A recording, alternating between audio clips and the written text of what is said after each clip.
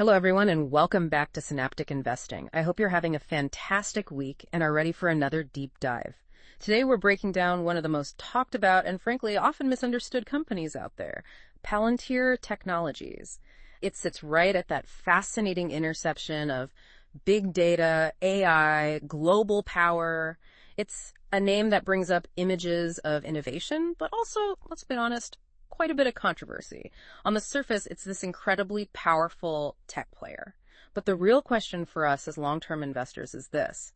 Are there hidden paradoxes, maybe even contradictions, at the heart of this business that the market might be overlooking? That's what we're here to find out. That's a massive question. Yeah. And it's a really fascinating company, not just because the tech is powerful, but their whole approach is just unique. They tackle these incredibly complex, urgent global problems. It's true. And before we get into the details, just a quick note for everyone watching. For those who want to act on these investing ideas, having a professional-grade platform is key. We use Interactive Brokers, and we've partnered with them to get our viewers a stock bonus when they sign up. So they get a bonus and support the channel at the same time. That link is in the description, right? That's right. And of course, if you find value in this kind of in-depth discussion, the best way to let us know and to get the next one is to subscribe and like the video. It truly helps the channel. And if you have any questions regarding the company, please manifest yourself in the comment section. Perfect. Now let's get into it. Pillar number 1, the business model. Let's try to cut through some of that complexity surrounding Palantir. In the simplest terms you can manage, what exactly is Palantir? How do they make money? Okay, let's simplify. At its very heart, Palantir builds and deploys these extremely sophisticated software platforms. Think of them as a central operating system, but for an organization's most critical data, often sprawling, messy data. It's like the ultimate data orchestrator, really, bringing order to chaos. Now, how they make money, it's primarily through multi-year subscription contracts. Clients pay for access to these platforms. But, and this is key, it's not just selling a license. It's usually bundled with essential professional services. Things like implementation, which can be complex, user training, ongoing support. It's a deep partnership. It's not just software off the shelf. It's a whole engagement. Exactly. It's very strategic. They focus on landing large, high-value customers. We're talking about substantial contracts, often multi-million, sometimes even heading towards billion-dollar lifetime values. They use this land and expand approach, get a foot in the door, prove value, and then grow their presence, their integration within that organization over years. It's all about long-term embedded relationships. What's always struck me is that dual segment structure they have. It almost feels like two different companies sometimes. Can you walk us through that? The government side versus the commercial side. Absolutely. That duality is completely central to understanding Palantir. You can't really grasp their journey or their position without seeing these two sides. So the business is strategically split. Two distinct customer segments, each with its own main platform. First, you've got the government segment. This is really their foundation, their history. It's where they started. They serve defense, intelligence agencies, civilian agencies too, mostly in the U.S. and allied Western nations. The flagship platform here is Palantir Gotham. Now, Gotham is purpose-built for the unique, often incredibly high-stakes demands of intelligence and defense work. Things where mistakes aren't really an option. Precisely. Gotham excels at pulling together vast, totally different types of data. Think signals intelligence, informant reports, maybe satellite imagery, financial records, open source stuff, all of it. The real magic of Gotham isn't just pooling the data, it's letting analysts connect the dots. See links between, say, a financial transaction here, a communication pattern there, a location ping somewhere else. It helps build a coherent picture from fragments. It supports human judgment in these critical situations, uncovering hidden patterns, enabling agencies to collaborate, supporting missions like counterterrorism, disaster relief, military planning. This has been their revenue bedrock, accounted for about 55% of total revenue in fiscal 2024. Very stable, very critical work. Okay, so that's the bedrock. Then there's the other side, the commercial segment. That feels like where the growth narrative is focused now, right? That's exactly right. The commercial segment is definitely positioned as their main growth engine for the future. This side serves large, complex companies across finance, healthcare, energy, manufacturing, you name it. Big, complex operations. The core product here is Palantir Foundry. Foundry is designed to be that central operating system for a company's data. It breaks down the silos you always hear about, integrates data from old legacy ERP systems, the systems running day-to-day operations with real-time data from IoT sensors on a factory floor, complex supply chain logs, customer databases, everything. It pulls it all into one unified environment. What this lets companies do effectively is build a digital twin of their operations. A digital twin, like a virtual copy of the business. Exactly. A living, dynamic, virtual model of the actual business. And with that digital twin, they can optimize processes, manage risks proactively, make data-driven decisions across the entire organization, from the factory floor right up to the C-suite. Historically, this segment was smaller than government, but is growing significantly faster. That signals they are successfully expanding into this much broader market. It's a key part of their story. You used the word ecosystem earlier, suggesting it's more than just Gotham and Foundry. What are those other layers, maybe the less visible ones, that really give them a technical edge? Right, you absolutely have to see it as an integrated ecosystem to get the full picture, especially their competitive edge. It's not just the front-end platforms. Beyond Gotham and Foundry, there's Apollo. Now, Apollo is crucial, but often flies under the radar.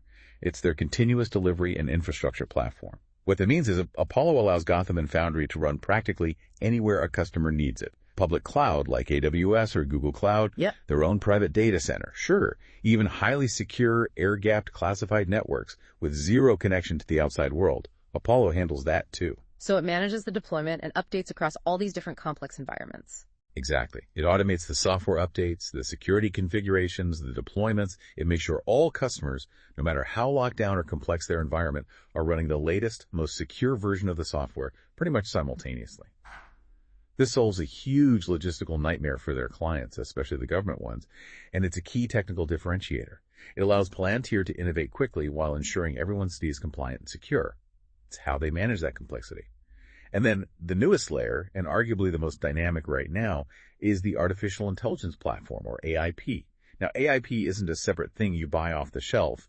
It's deeply integrated within Foundry and Gotham. What AIP does is let customers securely use the power of large language models, LLMs, and other advanced AI techniques, but, and this is critical, on top of their own private proprietary data. So it's not sending sensitive data out to some public AI model.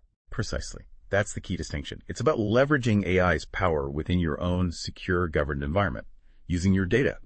AIP enables building custom AI agents, intelligent workflows, things that can analyze data, suggest actions, maybe even automate certain tasks.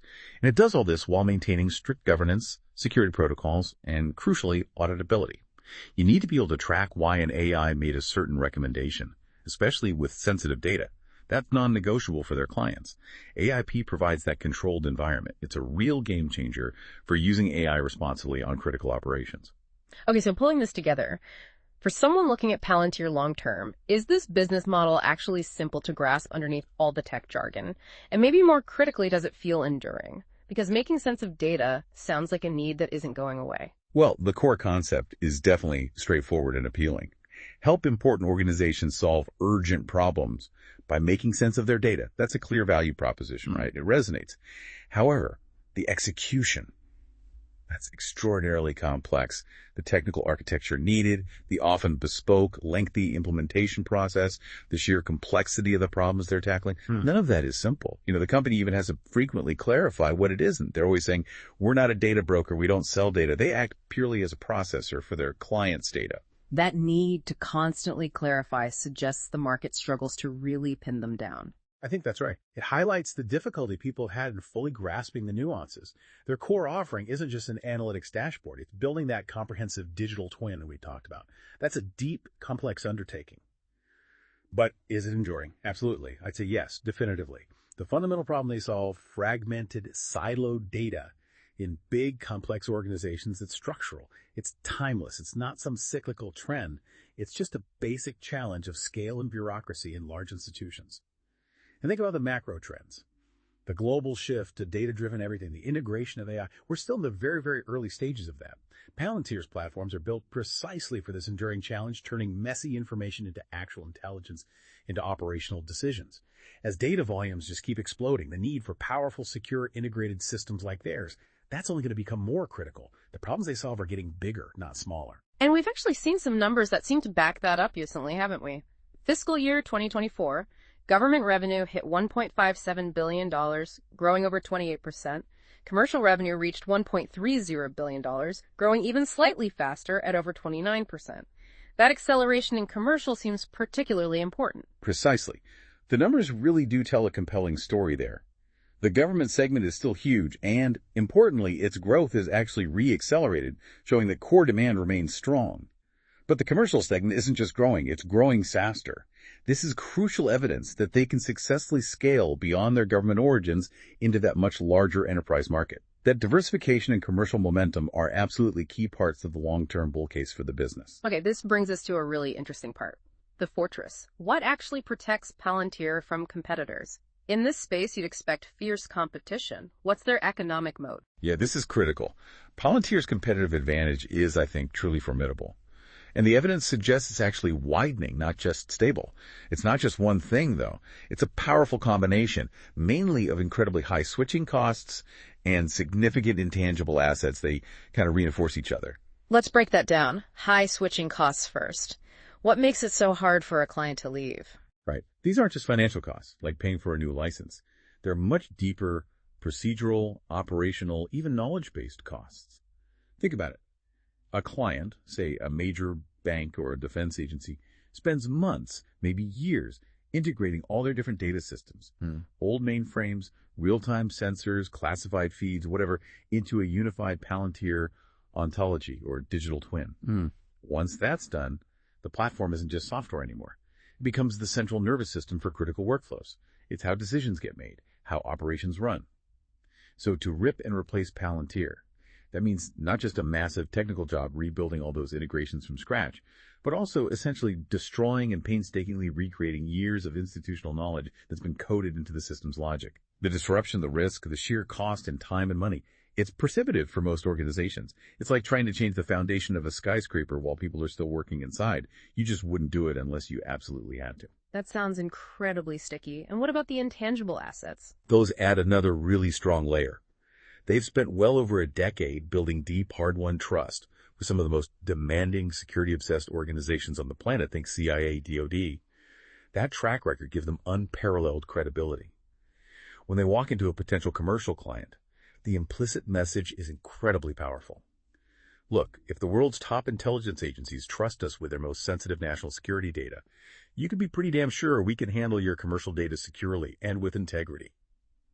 Replicating that level of trust earned over years in high-stakes environments, that's incredibly difficult, maybe impossible for a competitor to do quickly. And then you have regulatory barriers. Getting the necessary security clearances, certifications like the U.S. government's FedRamp for cloud services, or things like CMM3 for defense contractors, these involve years of rigorous audits, complex processes. They create significant hurdles, especially in the government space. You can't just build a better mousetrap. You have to navigate this complex regulatory maze, which gives Palantir a huge head start. These abstract ideas become much clearer with examples. Can you give us a couple of real-world cases where you really see this moat in action?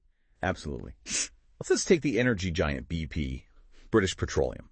They're a classic case study.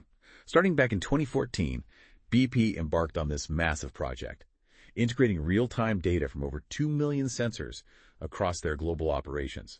We're talking North Sea platforms, gas fields in Oman, the works. They pulled all this into a single dynamic digital twin of their core assets, the things that actually generate their revenue. This isn't some side dashboard. It's a living model of their business, optimizing production, predicting maintenance, impacting safety, and the bottom line directly. They recently renewed their contract for another 5 years and are now layering Palantir's AI platform, AIP, on top of this deeply integrated system. Now imagine a competitor trying to displace Palantir at BP. They wouldn't just need to be slightly better, they'd need to be orders of magnitude superior to convince BP to undertake the massive risk and cost of ripping out and replicating a decade's worth of deep integration and embedded operational knowledge. The switching costs just make it irrational. A decade of integration. That's incredibly deep. Any other examples? Yeah, look at Swiss Re, the global reinsurance leader. They consolidated their incredibly complex data onto Palantir's platform. The results they reported were staggering. 170% ROI with payback in just over 7 months. They saw things like a 70-80% reduction in reporting time, 30% time savings for their underwriters assessing risk, 50% productivity gains for their data engineers. These aren't minor tweaks. These are transformative efficiencies that get baked into their cost structure, their operational rhythm. Once you achieve gains like that and they become fundamental to how you operate, the motivation to switch to something else, potentially disrupting those gains, it basically evaporates. The value is just too deeply embedded. So the stories are compelling. What about the numbers? Are there quantitative trends that support this idea of a moat that's not just strong, but actually getting wider? Yes, absolutely. Three key trends really stand out and confirm this widening moat quantitatively.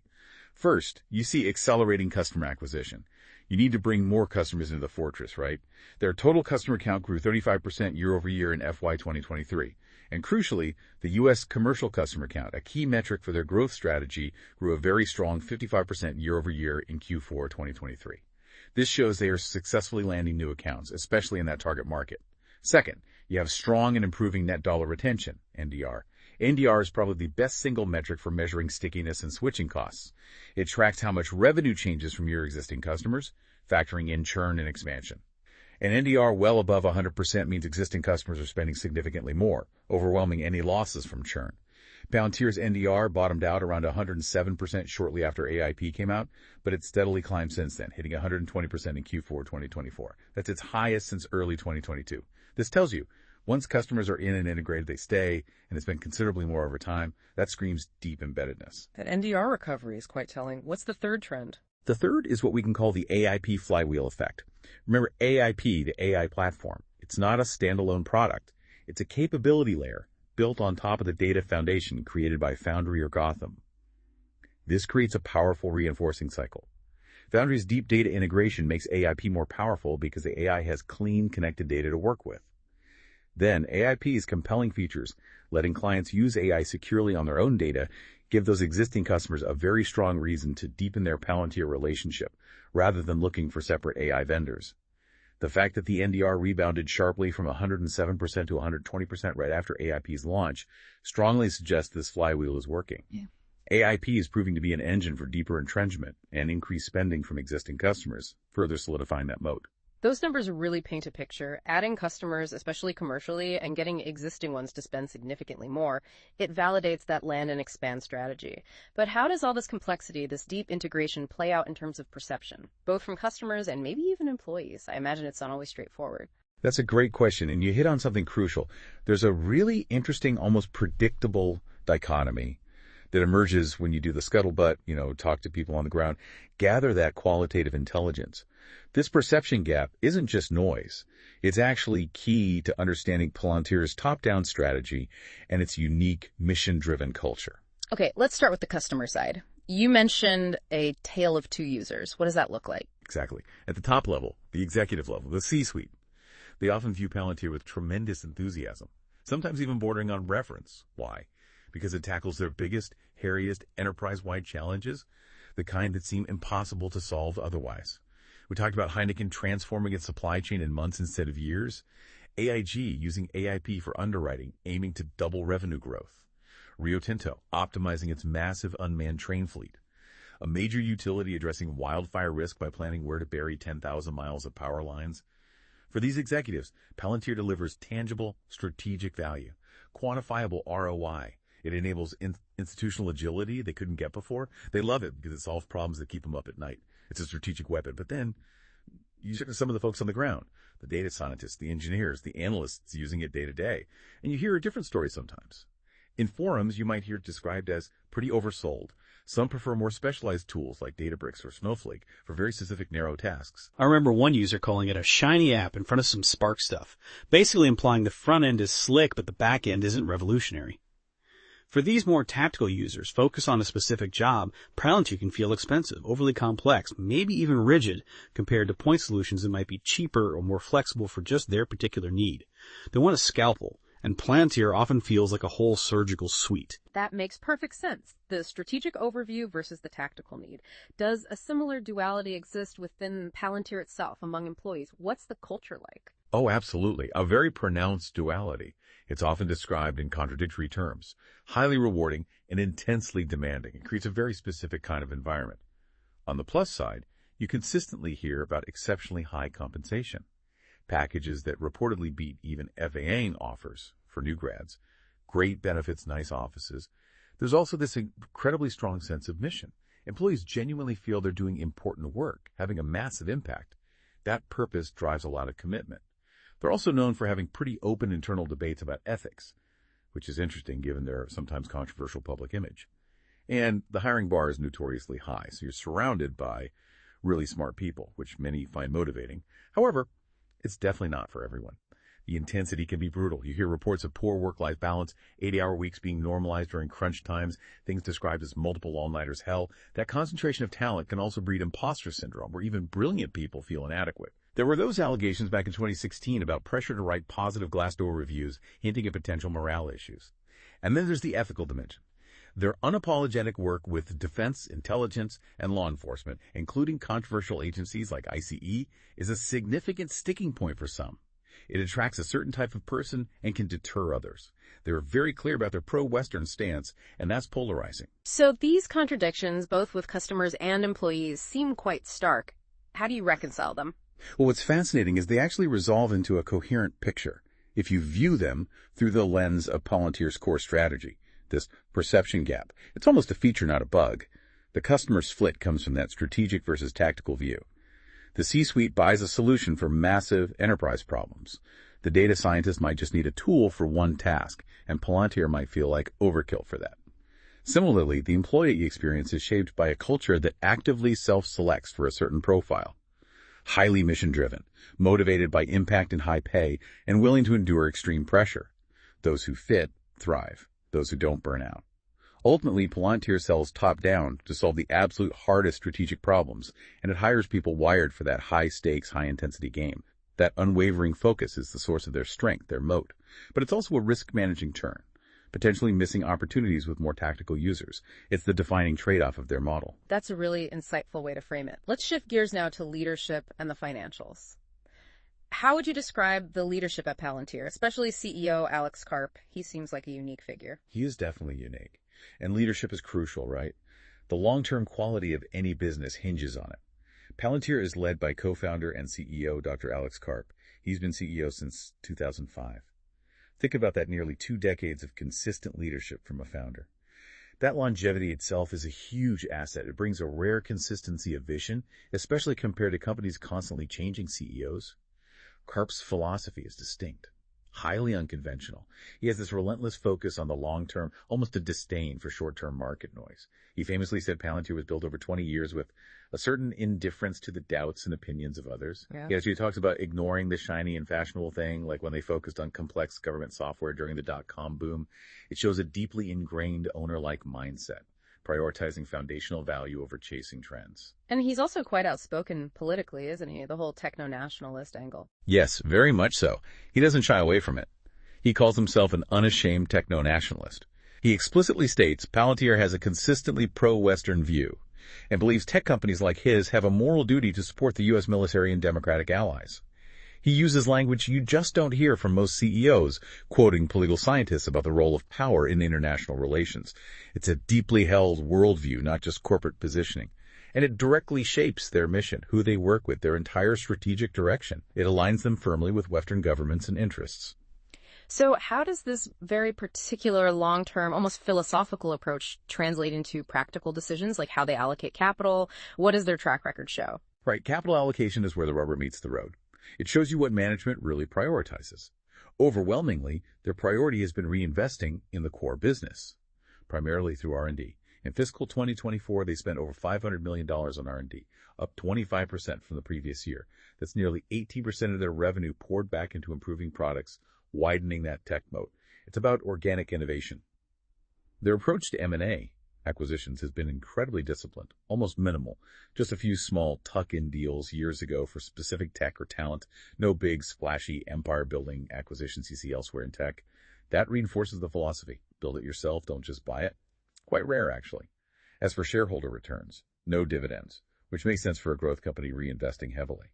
But the big recent move, the one that raises eyebrows, was the authorization of a $1 billion share repurchase program in August 2023. Ah, the buyback. That does seem potentially at odds with the long-term reinvestment focus, especially given the stock's valuation. Exactly. This brings us to what we've started calling the capital allocation paradox. How does a CEO known for 2 decades of patient, long-term contrarian thinking suddenly authorize a massive $1 billion buyback when the stock is trading at, let's be blunt, eye-watering multiples, 100 times sales, hundreds of times earnings? On the surface, it looks well, almost irrational from a pure value perspective. Buying back shares at such a premium seems like it could destroy shareholder value, not create it. It's a genuine puzzle. Okay, so it's a paradox. What are the possible explanations? Why might they do this? There are really three main ways to interpret this, and they lead to very different conclusions about management. One is the cynical interpretation. This view says the buyback isn't really about intrinsic value. It's more about optics and mechanics. First, it signals confidence to a momentum-driven market, helping support the share price. Second, and maybe more practically, it helps offset the significant shareholder dilution from their heavy use of stock-based compensation, SBC. So it's using cash to manage the share count and keep employees happy, rather than a conviction buy based on undervaluation, a transfer, not creation, of value. Then there's the ultra-bull interpretation. This argues that Karp and the board, with their unique 20-year view, genuinely believe the current price, despite looking high now, is actually cheap compared to where the company will be in 10 years. They see a future the market doesn't, and they're acting on that deep contrarian conviction, buying shares they truly believe are undervalued long-term. And finally, there's the inexperienced interpretation. Maybe having been private for so long, they're just not yet masters of public market capital allocation. The buyback could be a mistake, born from a desire to deploy their growing cash pile, maybe signal financial strength, but without fully appreciating the value destruction risk of buying at such high multiples. A strategic misstep due to lack of experience. How you land on interpreting that buyback really frames your view of management's rationality and alignment, doesn't it? It's a critical judgment call. Setting that aside for a moment, what about the overall financial health? They were unprofitable for years. Has that truly turned around? Yes, that turnaround is arguably the biggest financial story for Palantir recently. For most of its life, it bled cash on a GAAP basis. Consistent net losses. But Q4 2022 was the watershed moment, their first ever GAAP net income. And it wasn't a fluke. They've now posted 5 consecutive quarters of GAAP profitability through the end of FY 2023. FY 23 was their first full profitable year ever, about $210 million net income. This shift from chronic losses to sustained profit is fundamental. It validates the underlying business model's viability and improving efficiency at scale. Looking at key quality ratios, return on invested capital, ROIC, historically negative, is now clearly trending positive. Recently calculated around 7.9%. The exact number isn't the point as much as the strong upward trajectory. It shows they're becoming more capital efficient as they grow. Their free cash flow, FCF conversion, is frankly exceptional. In FY23, $210 mid-GAAP net income turned into almost $700 in free cash flow over 3x conversion.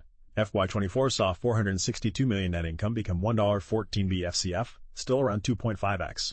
This shows incredibly high-quality earnings and low capital intensity, even considering the impact of stock-based comp. They just gushed cash relative to reported profits. And finally, their balance sheet. It's a fortress.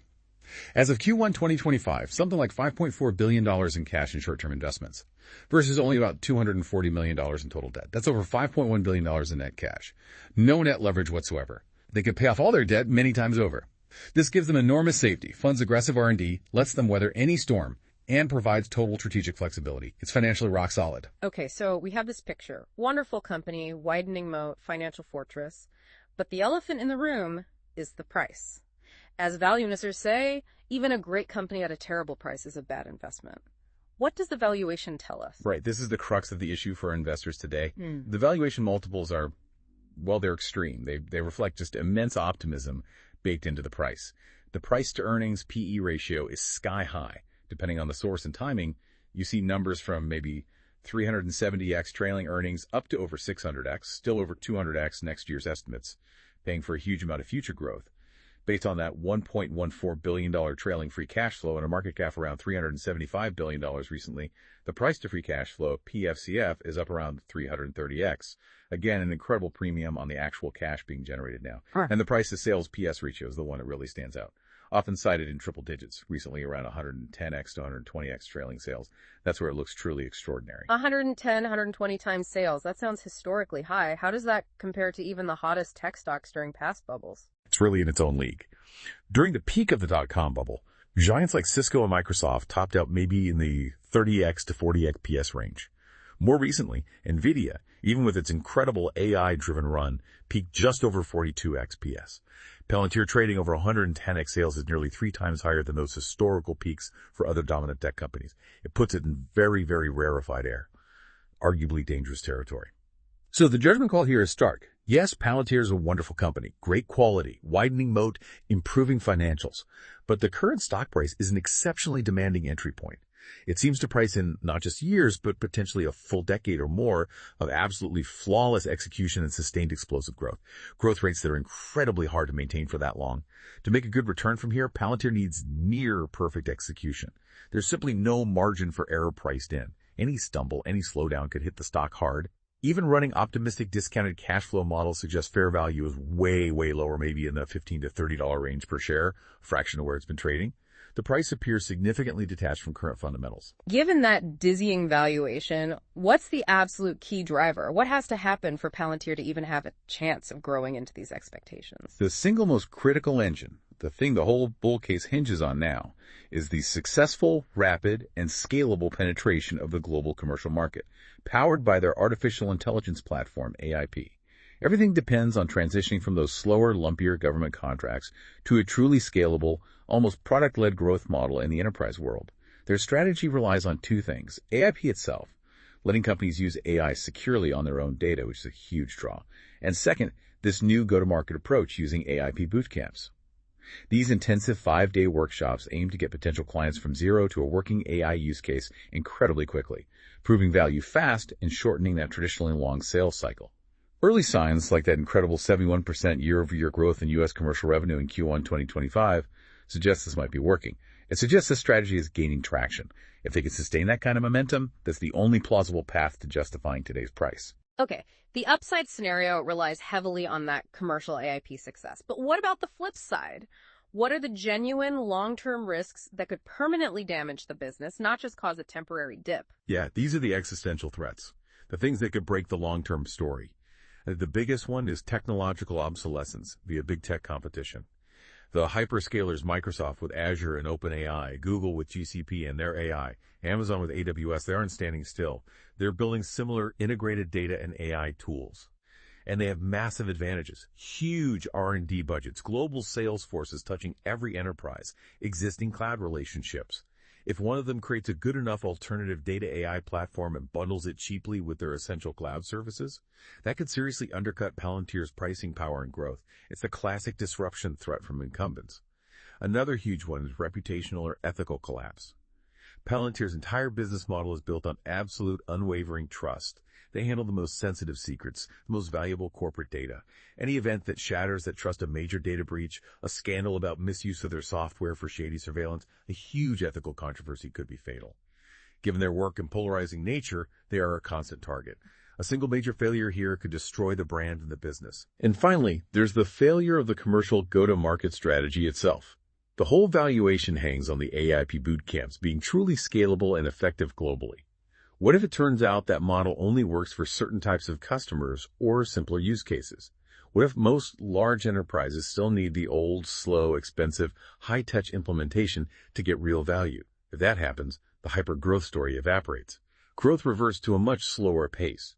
The stock would face a massive, permanent derating because the narrative underpinning the valuation would be proven false. This really brings us back to those paradoxes. How do we apply second-level thinking here?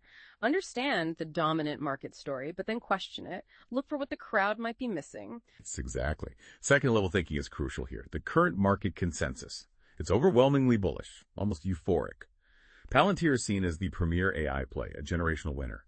The narrative is unique tech, defensible moat, huge market, best-in-class software. The high valuation is just the price you pay for this limitless growth. The market is pricing it to be one of the defining software companies of the next decade. Now, our analysis agrees. It's a wonderful business. The moat is strong and widening. But digging deeper, applying that second level, reveals a couple of underappreciated factors that challenge that simple bullish story. First, the market underestimates the ontology moat, but likely overestimates its scalability. The market is mesmerized by AI. Seeing Palantir as an infinitely scalable AI company, we think that focus is slightly off. The real durable moat isn't the AI algorithms themselves. Those are commoditizing fast. It's the hard, messy, bespoke work of building the underlying data ontology, that digital twin. That deep integration creates the stickiness. But the very thing making the moat strong, its custom service-heavy nature, also inherently limits its scalability compared to pure SaaS like Snowflake. The market seems to be pricing Palantir like it has frictionless SaaS scalability, when the implementation reality, historically, is much more complex. So the success of the new, faster go-to-market model isn't guaranteed to be as scalable as the price implies. The market might be declaring victory on scalability too early. That's the key variable. Second point, the Karp paradox signals a potential misalignment on value. The market sees the $1 billion buyback as bullish confirmation. Management knows it's cheap.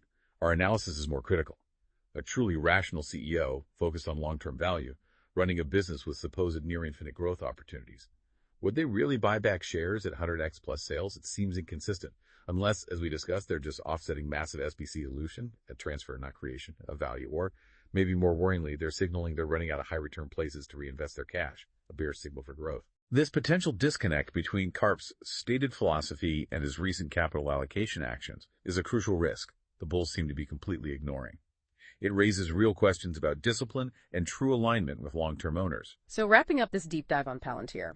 On one hand, we have a company with a genuinely strong, widening moat built on deep integration and trust. Visionary, long-term focused founder CEO, financials transformed into a profitable, cash-gushing fortress. And it's perfectly positioned for huge secular trends in data and AI. Absolutely. But the other hand holds an equally compelling story. The stock price is astronomically high, totally disconnected from current reality, pricing in maybe a decade plus of perfection, zero margin of safety. We've got questionable capital allocation with that big buyback, the Karp paradox, serious risks from big tech competition, potential reputational implosion, and critically, the scalability of their core, deeply integrated model, even with the new Bootcamps, is still unproven at the level the market demands for this valuation. It's been a really thorough exploration. As you step back from all this detail, what's the one thing that stands out most to you about Palantir's story and its future? I think it's really worth pondering what it truly means for a company to aim to become the digital twin, the central nervous system of an entire organization, and then asking, does the market fully grasp the implications of that depth? Both the immense power it confers, but also the inherent limits it might place on achieving truly frictionless, widespread scale. That tension is key. A fascinating point to consider. Thank you for joining us on this deep dive. We look forward to exploring another fascinating topic with you next time.